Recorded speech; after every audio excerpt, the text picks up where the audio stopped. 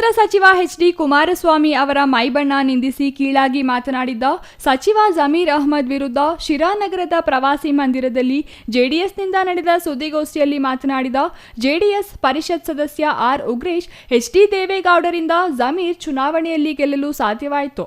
ಕಪ್ಪು ಬಣ್ಣವನ್ನು ಕೀಳಾಗಿ ಮಾತನಾಡಿರುವ ಜಮೀರ್ ಅಹ್ಮದ್ ಅವರು ರೈತರಿಗೂ ಅವಮಾನ ಮಾಡಿದ್ದಾರೆ. ರಾಜ್ಯದಲ್ಲಿ ಹಿಂದೂ ಮುಸ್ಲಿಂ ಸಮುದಾಯಗಳ ಮಧ್ಯೆ ಜಗಳ ತಂದಿಡುತ್ತಿದ್ದಾರೆ. ಕೂಡಲೇ ರಾಜ್ಯದ ಜನತೆಗೆ ಹಾಗೂ ರೈತರಿಗೆ ಕ್ಷಮೆ ಕೇಳಬೇಕೆಂದರು.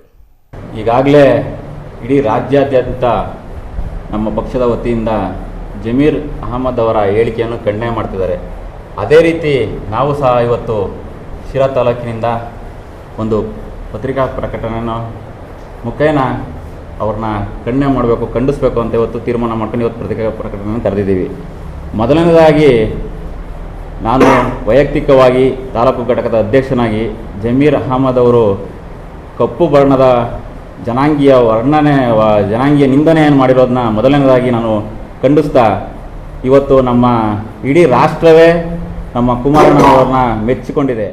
ಜೆಡಿಎಸ್ ಹಿಂದುಳಿದ ವರ್ಗಗಳ ರಾಜ್ಯ ಉಪಾಧ್ಯಕ್ಷ ರೆಹಮತ್ ಮಾತನಾಡಿ, ಜಮೀರ್ ಅವರು ಕರಿಯ ಎಂದು ಎಚ್.ಡಿ. ಕುಮಾರಸ್ವಾಮಿ ಅವರನ್ನು ಕರೆದಿರುವುದು ನೋವಾಗಿದೆ. ಕೂಡಲೇ ಈ ಮಾತನ್ನು ವಾಪಸ್ ಪಡೆಯಬೇಕು. ಮುಸ್ಲಿಂ ಸಮುದಾಯಕ್ಕೆ 4% ಮೀಸಲಾತಿ ಕೊಡಿಸಿದವರು ಎಚ್.ಡಿ. ದೇವೇಗೌಡರು. ರಾಜ್ಯದ ಹಿಂದೂಗಳು ಜಮೀರ್ ಅವರ ಮಾತಿಗೆ ಕಿವಿ ಕೊಡಬೇಡಿ. ಜಮೀರ್ ಮಾತ್ರ ಮುಸ್ಲಿಂ ಅಲ್ಲ. ರಾಜ್ಯದಲ್ಲಿ ಶಾಂತಿ ಭಂಗ ಮಾಡಬಾರದು ಎಂದರು. ಎಲ್ರಿಗೂ ನಮಸ್ಕಾರ. ಇವತ್ತಿನ ದಿವಸ ಈ ಪತ್ರಿಕಾಗೋಷ್ಠಿ ಮಾಡೋ ಉದ್ದೇಶ,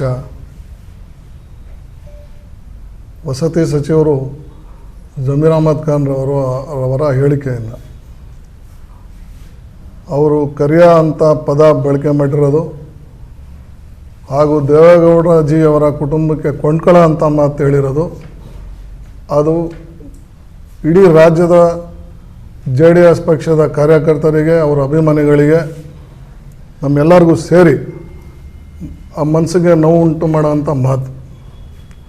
ದಯವಿಟ್ಟು ಈ ಪದ ಬಳಕೆಯನ್ನು ವಾಪಸ್ ತಗೋಬೇಕು, ಬಹಿರಂಗವಾಗಿ ಕ್ಷಮೆ ಕೇಳಬೇಕು ಅಂತ ಮಾನ್ಯ ಜಮೀರ್ ಅಹಮದ್ ಖಾನ್ ರವರಲ್ಲಿ ನನ್ನ ಮನವಿ.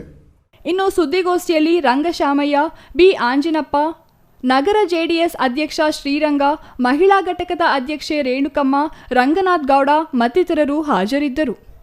Ismail Jabiulla, CTV news, Sira.